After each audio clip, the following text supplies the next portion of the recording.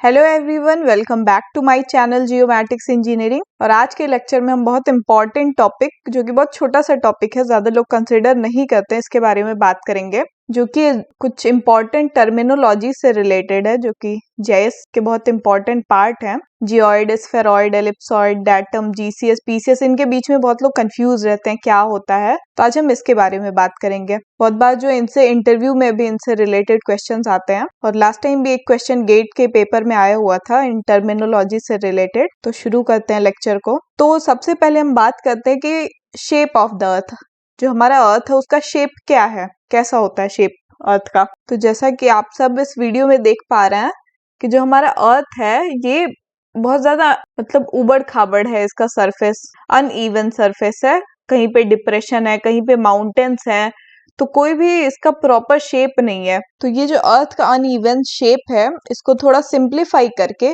एक टर्म दिया गया है इस शेप को, जिसे हम जियोइड के नाम से जानते हैं। तो जियोइड क्या होता है? ये एक हाइपोथेटिकल सरफेस है अर्थ का, that coincides with sea level everywhere.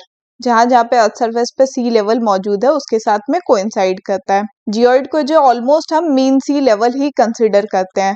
तो अगर कहीं पे मीन सी लेवल आ जाए टर्म, या फिर जियोइड आ जाए, तो वो दोनों लगभग सेम ही टर्म है। तो ये जो हमारा अर्थ है, ये अर्थ सरफेस है, इसमें बहुत जगह पे डिप्रेशन है, बहुत जगह पे हाई राइज माउंटेन्स है। तो इसी अर्थ के शेप को थोड़ा सा सिंप्लीफाई करके हमने एक शेप बनाया है, और इसको जो है जियोइड नाम दिया है, और इसी जियोइड को जो है हम मीन सी लेवल के नाम से भी जानते हैं।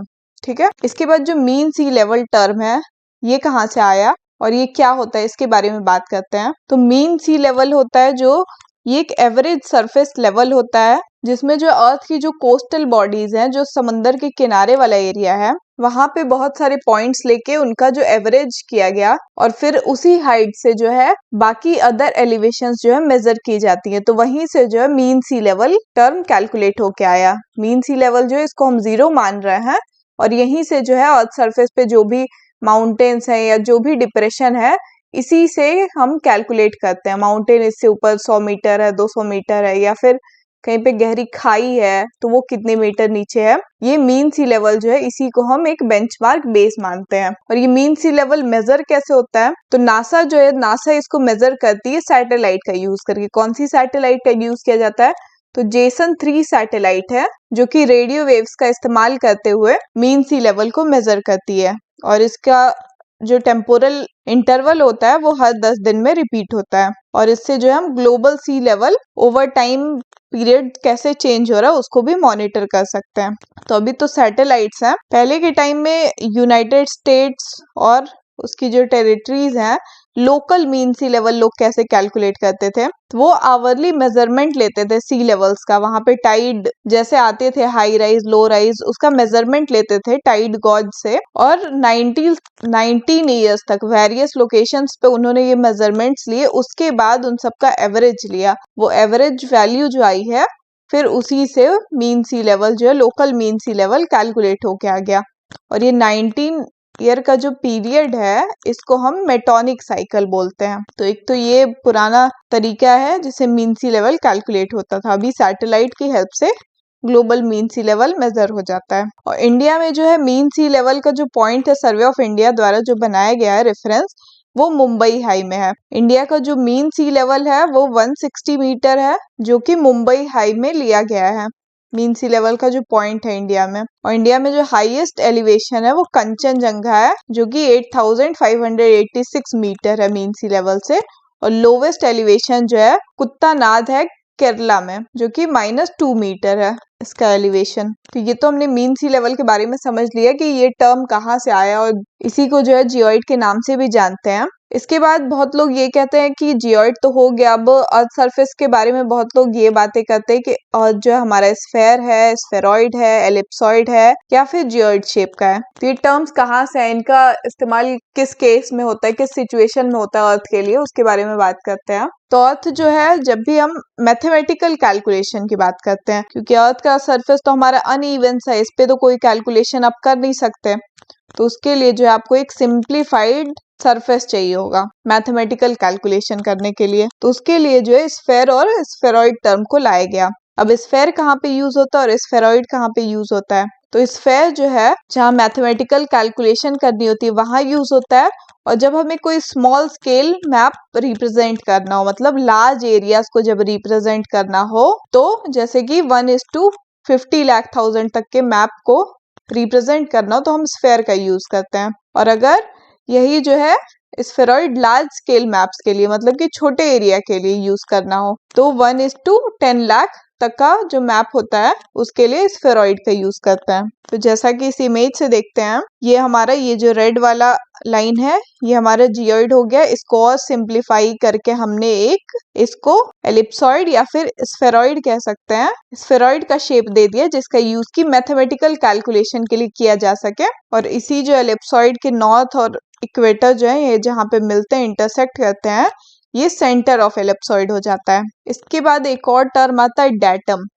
तो डेटम क्या होता है, ये जो हमारा एलिप्सॉइड बन के आ गया, पहले तो जियोइड हो गया फिर एलिप्सॉइड आया, तो एलिप्सॉइड या स्फेरॉइड जो है ये एक डेटम जो है रेफरेंस पॉइंट होता है जहां से मेजरमेंट्स ली जाती हैं। अर्थ सरफेस पे कहीं पे भी मेजरमेंट्स लेनी हो तो डेटम ही जो है ये रेफरेंस पॉइंट होता है। और डेटम क्या होता है, ये is built on top of selected spheroid. ये जितने स्फेरॉइड जो टर्म आया है, ये टर्म जब आया उसके बाद अर्थ सरफेस के अलग अलग एरियाज के लिए, जैसे यूएसए हो गया, रशिया हो गया, कोई भी एरिया हो गया, तो इसके अलग अलग एरिया के लिए अलग अलग मैथमेटिशियन ने जो है अपने अलग अलग स्फेरॉइड मॉडल प्रेजेंट किए। तो हर एक स्फेरॉइड से जो है अर्थ सरफेस पे मेजरमेंट लेने के लिए जो है उनके टॉप पे एक डेटम बिल्ड किया गया, जहां से अर्थ सरफेस पे किसी भी लोकेशन के लैटिट्यूड, लॉन्गिट्यूड या एलिवेशन को मेजर कर सकते हैं। तो अगर अकॉर्डिंग टू एसेरी ने कहा है कि स्फेरॉइड जो है ये approximate the shape of earth and datum defines the position of the spheroid. Spheroid जो है अप्रोक्सीमेट करता है अर्थ के शेप को, और डेटम क्या है, पोजीशन डिफाइन करता है उस स्फेरॉइड की relative to the centre of earth, earth के सेंटर के रिलेटिव में। डेटम को जो है फ्रेम ऑफ रेफरेंस के नाम से भी जानते हैं। और ये डेटम जो है कैलकुलेट कैसे हुआ है, तो point on the earth surface of the spheroid is match to a particular position on the surface of earth. Earth पे जो बहुत सारे हमने मीन सी लेवल मेजर किए, बहुत सारे पॉइंट बनाए, तो अर्थ पे जो है हमारे पास एक नोन पोजीशन थी जिसको हमने ओरिजिन पॉइंट मान लिया है, और उसी की हेल्प से जो है डेटम जो बाकी का रेफरेंस पॉइंट्स है वो कैलकुलेट किए गए हैं। तो कोई नोन पॉइंट होगा और इसी की हेल्प से जो है हमने बाकी के जो रेफरेंस पॉइंट्स है वो कैलकुलेट कर लिए हैं। और अलग अलग स्फेरॉइड के लिए अलग अलग डेटम्स जो है रिप्रेजेंट किए गए हैं। तो डेटम जो होते हैं ये दो टाइप के होते हैं, हॉरिजॉन्टल डेटम और वर्टिकल डेटम। हॉरिजॉन्टल डेटम क्या होता है, ये बताता है कि वेयर इज ओरिजिन, ओरिजिन हमारा कहाँ है, मतलब लैट लॉन्ग की वैल्यू के बारे में बताता है। और वर्टिकल डेटम क्या करता है, ये एलिवेशन के बारे में बताता है, मीन सी लेवल से आपका एलिवेशन कितना है उसके बारे में बताता है। यहाँ पे कुछ स्फेरॉइड के एग्जांपल्स है जो कि कुछ मैथमेटिशियंस ने जो है प्रेजेंट किए पास्ट में। तो सर जॉर्ज ने जो एवरेस्ट 1830 में स्फेरॉइड प्रेजेंट किया था जो कि अप्रोप्रिएट था बस इंडिया रीजन के लिए। क्लार्क ने 1886 में एक स्फेरॉइड प्रेजेंट किया जो नॉर्थ अमेरिका रीजन के लिए था। उसके बाद GRS 80 आया जो कि नॉर्थ अमेरिकन मैपिंग के लिए यूजफुल था।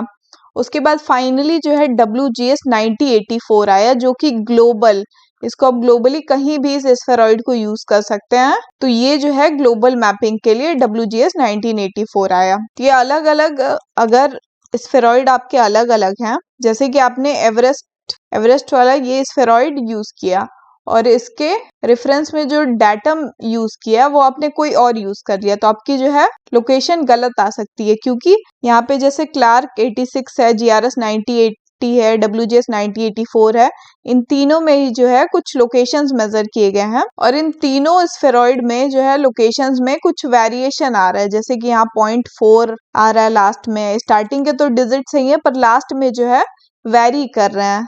ये लैटिट्यूड लॉन्गिट्यूड जो है मीटर्स में यहाँ पे रिप्रेजेंट किए हुए हैं, ये वेरी करते हैं। तो अलग अलग स्फेरॉइड में वेरी करते हैं क्योंकि ये क्लार्क जो है ये ग्लोबल नहीं है, GRS जो है ये ग्लोबल स्फेरॉइड नहीं है, WGS 9084 जो ये ग्लोबल है। और ऐसे ही यहाँ पे तीन अलग अलग डेटम्स हैं, NAD 9027, NAD 9083, WGS 9084, इनमें भी XY कोऑर्डिनेट्स रिप्रेजेंट किए गए हैं जो कि वेरी कर रहे हैं एक दूसरे से थोड़े बहुत, क्योंकि ये अलग अलग स्फेरॉइड के बेसिस पे बने हुए हैं। ये जो ग्लोबली नहीं, इनको लोकल डाटम्स के नाम से जाना जाता है, और ये WGS 9084 जो है ग्लोबल डाटम के नाम से जाना जाता है। तो ये वेरी क्यों करते हैं लोकेशंस? क्योंकि ये जो हमारा लोकल डाटम है, ये पूरे अर्थ सरफेस को, जो अर्थ सरफेस के रीजन को कवर नहीं करता, उस एरिया के लिए अप्रोप्रिएट नहीं होता है। जैसे कि ये स्फेरॉइड जो है, ये क्लार्क 1886 वाला, ये नॉर्थ अमेरिका पे बस बेस्ड था। एवरेस्ट 1830 वाला था, ये बस इंडिया के लिए अप्रोप्रिएट था। GRS 80 था जो ये बस नॉर्थ अमेरिका के लिए अप्रोप्रिएट था। तो ये जो लोकल्स डाटम है पूरे ग्लोब के लिए, जो ग्लोबली है, ये रिप्रेजेंटेबल नहीं थे। इसीलिए जो है, अगर आप दो अलग अलग तरह के स्फेरॉइड्स हैं, इनके बीच में अगर लैट लॉन्ग के बीच में कंपैरिजन करेंगे तो वैल्यूज वेरी करेंगी, क्योंकि इनका जो सेंटर ऑफ मास है, अगर ये रेड वाला जो ग्लोबल डाटम है ये यहाँ पे आता है, तो लोकल डाटम का कुछ यहाँ पे आएगा सेंटर ऑफ मास। तो इस वजह से जो है, और सेंटर ऑफ मास के बेसिस पे जो है हमारा लैट लॉन्ग जो है उसी के रेफरेंस में कैलकुलेट होता है। तो इसीलिए जो है लोकल डाटम और ग्लोबल डाटम के बीच में अगर दो अलग अलग डाटम्स का यूज करके आप कहीं की लैट लॉन्ग मेजर कर रहे हैं तो वैल्यू जो है वेरी करेंगी। तो इसीलिए सबसे बेस्ट जो फिट है ग्लोबली, जो यूज होता है, आज भी यूज होता है, वो है WGS 84 जो कि ग्लोबल डाटम है। और इसके बाद जो है अगला टर्म वो है कोऑर्डिनेट सिस्टम। इसके बारे में बात करते हैं, जो कि ये WGS 84 डाटम से ही रिलेटेड है। तो कोऑर्डिनेट सिस्टम जो होता है ये दो टाइप का होता है, जियोग्राफिक कोऑर्डिनेट सिस्टम और projected coordinate system. Geographic coordinate system जो है, इसको इनकरेक्टली लोग डाटम के नाम से भी जानते हैं, पर डाटम जो है वो बस एक छोटा सा पार्ट है जियोग्राफिक कोऑर्डिनेट सिस्टम का। जियोग्राफिक कोऑर्डिनेट सिस्टम और प्रोजेक्टेड कोऑर्डिनेट सिस्टम के बीच में डिफरेंस क्या है कि जब भी हम ग्लोब को जो है 3D में रिप्रेजेंट करते हैं, ये अभी 3D में रिप्रेजेंट है, तो ये जियोग्राफिक कोऑर्डिनेट सिस्टम हो गया। और जैसे इस ग्लोब को हमने रिप्रेजेंट कर दिया 2D में, एक पेपर में खोल के रख दिया हमने ग्लोब को, तो ये जो है प्रोजेक्टेड कोऑर्डिनेट सिस्टम हो गया। इस ग्लोब को हमने प्रेजेंट कर दिया एक पेपर पे, 2D पे, सरफेस पे, तो ये प्रोजेक्टेड कोऑर्डिनेट सिस्टम हो गया। इसके बारे में और थोड़ा डिफरेंस देखें तो लोकेशन जो है वेरी करती है कर्व सरफेस ऑफ अर्थ में और फ्लैट सरफेस में। प्रोजेक्टेड कोऑर्डिनेट सिस्टम में अर्थ सरफेस जो है वो फ्लैट हो जाता है, और जियोग्राफिक कोऑर्डिनेट सिस्टम में ये कर्व्ड रहती है। जियोग्राफिक कोऑर्डिनेट सिस्टम में जो मेजरमेंट की यूनिट्स होती हैं, लैट लॉन्ग जो आता है हमारा, वो डिग्री मिनट सेकंड में या फिर डेसिमल डिग्री में आता है। पर जब वो प्रोजेक्टेड कोऑर्डिनेट सिस्टम में आ जाता है तो उसकी यूनिट्स जो है मीटर्स में, फीट में या इंचेस में होती हैं। और अगर आप बहुत फाइन स्केल की मैपिंग कर रहे हैं तो वहां पे प्रोजेक्टेड कोऑर्डिनेट सिस्टम में जो है डिस्टॉर्शन आ सकते हैं थोड़े बहुत। तो प्रोजेक्टेड कोऑर्डिनेट सिस्टम इस 3D से 2D में लाने के लिए जो है बहुत सारे प्रोजेक्शन सिस्टम्स हैं। इस ग्लोब को एक पेपर में रिप्रेजेंट करने के लिए बहुत सारे प्रोजेक्शन सिस्टम्स हैं, जैसे सिलेंड्रिकल, कोनिकल, एजीमुथल, पॉलीकोनिक और यूटीएम। तो यूटीएम जो है आज भी ग्लोबली यूज होता है, क्योंकि ये पूरी अर्थ सरफेस को जो है, अगर नॉर्थ और साउथ का जो अंटार्कटिका वाला पार्ट है उसको छोड़ दें तो पूरे अर्थ सरफेस को एक पेपर में रिप्रेजेंट करता है ये प्रोजेक्शन सिस्टम जो है। तो आज हम इसी के बारे में बात करेंगे, यूटीएम के बारे में। तो यूटीएम जो है इसका फुल फॉर्म होता है यूनिवर्सल ट्रांसवर्स मर्केटर। ये जो है लेट 1950s से ही यूज होने लगा था USGS के मैप्स में। और यूटीएम प्रोजेक्शन में क्या होता है, जैसा कि आप इस मैप में देख पा रहे होंगे कि यहाँ पे जो है अर्थ जो है पूरा इसको एक 2D में पेपर पे रिप्रेजेंट कर दिया गया, और पूरे अर्थ को यहाँ पे 1 दिख रहा है आपको, 1, और यहाँ लास्ट में 60 जोन्स में डिवाइड कर दिया गया है। और ये हर एक जोन जो है 6 डिग्री के इंटरवल पे बटे हुए हैं। यहाँ 180 से, यहाँ 180 वेस्ट से यहाँ 0 तक, और फिर 6 डिग्री ईस्ट से 180 ईस्ट तक यहाँ पे। और ऐसे ही अगर इसको वर्टिकल में देखें तो 80 डिग्री साउथ से 0, फिर 8 डिग्री नॉर्थ से 84 नॉर्थ। तो यहाँ पे जो है इसको हॉरिजॉन्टल में 6 डिग्री के इंटरवल पे और वर्टिकल में 8 डिग्री के इंटरवल पे है, और इसको डिफरेंट जोन्स में बांटा गया है। और ये हर एक रो जो है इसको एक कैरेक्टर से भी रिप्रेजेंट किया गया है, यहाँ पे X, W, V, U, T, S, R, Q, P, N, M, L, K, J, H, G, F, E, D। तो अगर आपको कभी भी जोन का पता करना हो, जैसे यहाँ पे इंडिया को हम देखें, ये इंडिया है, इंडिया को अगर देखें ये यूपी है, जैसे यहाँ पे यूपी है, यूपी कौन से जोन में आ रहा है, तो यहाँ पे 44 जोन, और कौन सा लेटर यहाँ R आ रहा है, तो 44 आर यूटीएम जोन में जो है इंडिया का उत्तर प्रदेश आ रहा है। इधर महाराष्ट्र हो गया। इसका इंडिया का अगर आप खोजेंगे गूगल पे तो वहां भी आपको जो है जोन वाइज मैप मिल जाएगा। तो इंडिया का कौन सा पोर्शन, कौन सा स्टेट, कौन सा डिस्ट्रिक्ट किस जोन में आता है, कभी भी आपको प्रोजेक्टेड कोऑर्डिनेट सिस्टम में काम करना हो तो उसके लिए ये यूटीएम जोन का पता होना जरूरी होता है। कभी भी आप जो आरजीएस या क्यूजीएस सॉफ्टवेयर में वर्क करते होंगे, शेप फाइल क्रिएट करते होंगे, तो वहाँ दो तरह के कोऑर्डिनेट सिस्टम पूछता है। आप जियोग्राफिक में रखना चाहते हैं, प्रोजेक्टेड में रखना चाहते हैं, तो वहाँ कितने जियोग्राफिक कोऑर्डिनेट सिस्टम है, कितने टाइप के बना रखे हैं लोगों ने, प्रोजेक्टेड कितने हैं, वो सब वहाँ जो है टाइप्स आपको मिल जाएंगे। तो ये प्रोजेक्टेड कोऑर्डिनेट सिस्टम के यूटीएम प्रोजेक्शन के बारे में अभी हमने बात कर ली है। और लास्ट ये जो क्वेश्चन आया था इसके बारे में अब हम बात कर लेते हैं। इसमें जो बहुत छोटा सा ही क्वेश्चन था, बहुत इजी सा क्वेश्चन था ये। इसमें पूछा गया था कि height of a station is determined by GNSS is 284.097 meter and the geoid height of the station is -30.052।